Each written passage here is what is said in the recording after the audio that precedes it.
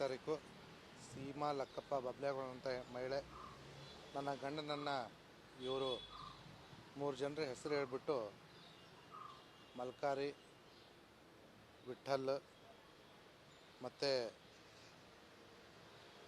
ಹಾಲಪ್ಪ ಈ 3 ಜನ ಮಾರಣಾಂತಿಕವಾಗಿ ಹಲ್ಲೆ ಮಾಡಿದ್ದಾರೆ ಅಂತ ಒಂದು 7ನೇ ತಾರೀಕು ಕಂಪ್ಲೇಂಟ್ ಕೊಡ್ತಾರೆ. ಅದನ್ನು ನಮ್ಮ ಪೊಲೀಸರು ಆ ಒಂದು ಕಂಪ್ಲೇಂಟನ್ನು ರಿಜಿಸ್ಟರ್ ಮಾಡಿಕೊಂಡು ತನಿಖೆ ಶುರು ಮಾಡ್ತಾರೆ. ಇದರಲ್ಲಿ ಈಗಾಗಲೇ ನಮ್ಮ ಪೊಲೀಸರಿಗೆ 6ನೇ ತಾರೀಕು ಒಂದು ಮಾಹಿತಿ ಬರುತ್ತೆ.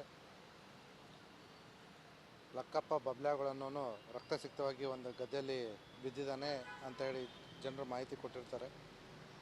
ತಕ್ಷಣ ಅಲ್ಲಿ ಹೋಗಿರ್ತಕ್ಕಂಥ ಪೊಲೀಸರು ಅಲ್ಲಿ ಅವನನ್ನು ಮೊದಲು ಆಸ್ಪತ್ರೆಗೆ ಸಾಗಿಸ್ತಾರೆ. ಅಲ್ಲಿಂದ ಹೆಚ್ಚಿನ ಚಿಕಿತ್ಸೆಗೆ ಅವನ್ನ ಬೆಳಗಾವಿ ನಗರದ ಲೇಕ್ವ್ಯೂ ಆಸ್ಪತ್ರೆಗೆ ಸಾಗಿಸಲಾಗುತ್ತೆ. ಕಳೆದ 8 ದಿನಗಳಿಂದ ಆ ವ್ಯಕ್ತಿ ಆಸ್ಪತ್ರೆಯಲ್ಲಿ ಚಿಕಿತ್ಸೆ ಪಡೀತಾ ಇರ್ತಾನೆ. ದುರದೃಷ್ಟವಶಾತ್ ಲಕ್ಕಪ್ಪ ಕೊಡ್ತಾ ಇರ್ತಕ್ಕಂಥ ಚಿಕಿತ್ಸೆ ಫಲಿಸದೆ ಅವನು ಸಾವಿಗೀಡಾಗಿದ್ದಾನೆ ಇವತ್ತಿನ ದಿವಸ. ಆ ಕಾರಣವಾಗಿ ಈಗಾಗಲೇ ನಾವೇನು 307 ಕೇಸ್ ರಿಜಿಸ್ಟರ್ ಮಾಡ್ಕೊಂಡಿದ್ವಿ. ಅಂದರೆ ಮಾರಣಾಂತಿಕ ಹಲ್ಲೆ ಪ್ರಕರಣ ಈಗ ಮರಣ ಪ್ರಕರಣ ಆಗಿ ಕನ್ವರ್ಟ್ ಆಗಿದೆ. ಈ ಪ್ರಕರಣದಲ್ಲಿ ಈಗಾಗಲೇ 3 ಜನ ಮೇಲೆ ಹೇಳಿರ್ತಕ್ಕಂಥ 3 ಜನ ನಾವು ಅರೆಸ್ಟ್ ಮಾಡಿ ನ್ಯಾಯಾಂಗ ಬಂಧನಕ್ಕೆ ಒಪ್ಪಿಸಿದ್ದೀವಿ. ಇವತ್ತಿನ ದಿವಸ ಈಗಾಗಲೇ ಏನು ಮಾರಣಾಂತಿಕ ಹಲ್ಲೆ ಪ್ರಕರಣ ಆಗಿತ್ತು ಅದನ್ನು ಇವತ್ತು ನ್ಯಾಯಾಲಯಕ್ಕೆ ವರದಿ ಒಪ್ಪಿಸಿದ್ದೀವಿ. ಮಾರಣಾಂತಿಕ ಹಲ್ಲೆ ಪ್ರಕರಣ ಅಲ್ಲ, ಇದು ಈಗ ಕೊಲೆ ಪ್ರಕರಣ ಅಂತೇಳಿ. ಈ ವಿಚಾರವಾಗಿ ನಮ್ಮ ಇಲ್ಲಿವರೆಗಿನ ತನಿಖೆಯಲ್ಲಿ ಕಂಡುಬಂದಂಥ ಅಂಶ ಏನಪ್ಪ ಅಂದರೆ, ಲಕ್ಕಪ್ಪನ ತಂದೆ ರಾಮಪ್ಪನಿಗೆ 4 ಜನ ಅಣ್ಣ ತಮ್ಮಂದಿದ್ರು. ರಾಮಪ್ಪ, ಭೀಮಪ್ಪ, ಮಹಾದೇವ್. ಇವರೆಲ್ಲರ ಮಧ್ಯೆ ಇವರಿಗೆ ಒಬ್ಬಳು ತಂಗಿ ಕೂಡ ಇದ್ಲು. ಅವರೆಲ್ಲರ ಮಧ್ಯೆ ಒಂದು ಜಮೀನಿನ ವಿಚಾರವಾಗಿ ಆಸ್ತಿ ವಿಚಾರವಾಗಿ ವಿವಾದ ನಡೀತಾ ಇತ್ತು.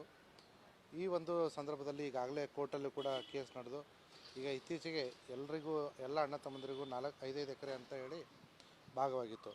ಆದರೆ ಆ ಹಳೆ ದೇಶವನ್ನು ಇಟ್ಕೊಂಡು ಮಹಾದೇವನ ಮಕ್ಕಳು ಮತ್ತು ಕೊನೆಯ ತಂಗಿಯ ಮಗ ಇವನ ಜಮೀನಿಗೆ ಹೋಗೋ ಸಂದರ್ಭದಲ್ಲಿ ಪೆಟ್ರೋಲ್ ಬೇಕು ಅಂತ ವಿಚಾರದಲ್ಲಿ ಇವನಿಗೆ ಕೈ ಮಾಡಿ ಅಡ್ಡ ಹಾಕಿ ಪೆಟ್ರೋಲು ಅವನು ತೆಗಿಲಿಕ್ಕೆ ಬಗ್ಗಿದಂಥ ಸಂದರ್ಭದಲ್ಲಿ ಈಗಾಗಲೇ ಅವರು ಮಾರಕಾಸ್ತ್ರಗಳನ್ನ ಏನು ತಂದಿದ್ರು, ವಿಶೇಷವಾಗಿ ಈ ಶಾಕ್ ಅಬ್ಸರ್ವರ್, ಅದರಿಂದ ಅವನ ತಲೆಗೆ ಹೊಡೆದು ಅವನ ಮರಣಕ್ಕೆ, ಕೊಲೆಗೆ ಕಾರಣರಾಗಿದ್ದಾರೆ. ಈಗಾಗಲೇ 3 ಆರೋಪಿಗಳನ್ನ ಬಂಧಿಸಿದ್ದೀವಿ, ನ್ಯಾಯಾಂಗ ಬಂಧನಕ್ಕೆ ಒಪ್ಪಿಸಿದ್ವಿ. ಹೌದು, ಬ್ಯಾಂಕಲ್ಲಿ ಕೆಲಸ ಮಾಡ್ತಿದ್ದ ಅವನು. ಸಂಜೆ ಹಿಡ್ಕಲಿಂದ ಕಣದಾಳ ವ್ಯಾಪ್ತಿಯಲ್ಲಿರ್ತಕ್ಕಂಥ ತನ್ನ ಜಮೀನಿಗೆ ಹೋಗ್ತಾ ಇದ್ದ. ಇನ್ನೊಬ್ಬ ಆರೋಪಿದು ಪಾತ್ರ ನಾವು ಪರಿಶೀಲನೆ ಮಾಡ್ತಾ ಇದ್ದೀವಿ. ಅವನನ್ನು ನಮ್ಮ ವಶಕ್ಕೆ ಪಡೆದುಕೊಂಡು ಮುಂದಿನ ವಿಚಾರಣೆ ನಡೆಸ್ತೀವಿ. ಹೌದು, ಸ್ಥಳೀಯರಿಗೆ ಹೆಲ್ಪ್ ಮಾಡಿದ್ದು ಈ ಆರೋಪಿಗಳನ್ನ ಬಂಧಿಸಲಿಕ್ಕೆ. ಯಾವಾಗ ಇವನ ಮೇಲೆ ಹಲ್ಲೆ ಆಯಿತೋ ಅವನು ತಕ್ಷಣ ಗದ್ದೆ ಹತ್ರ ಹೋಗಿ ಕಿರ್ಚಾಡ್ಕೊಂಡ. ಆವಾಗ ಅವರು ಸ್ಥಳೀಯರು ಅಕ್ಕಪಕ್ಕ ಗದ್ದೆಯವರು ಅವ್ರನ್ನ ಹಿಡಿದು ನಮ್ಮ ಪೊಲೀಸ್ ವಶಕ್ಕೆ ಒಪ್ಪಿಸಿದ್ರು.